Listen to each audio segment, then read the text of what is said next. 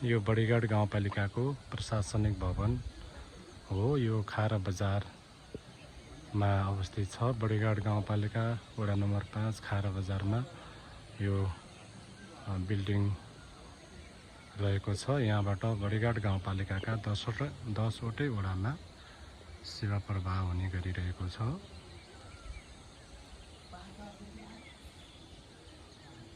यो करिब 7.5 करोडको लगानीमा यो भवन सम्पन्न भएको छ।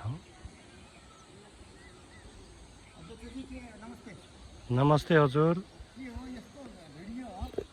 यो गाउँपालिकाको युट्युबमा हाल्नु पर्यो भिडियो खिचेर भनेर संसारले हेरोस् न।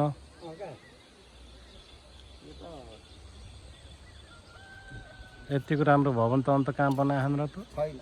मुसिकोटले बनायो, नगरपालिका भयो। मालिकले नि बनाएको त बनाउनु त तर राम्रो बनाएको छ। राम्रै बनायो। अस्ति गएर आउनुभयो? मालिकाको नि थियो।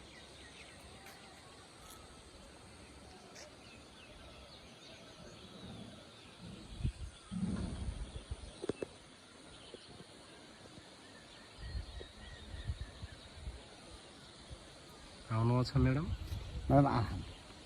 मैडम आदिम साहब सबै आए कर्मसँग पुगिया छैन होला।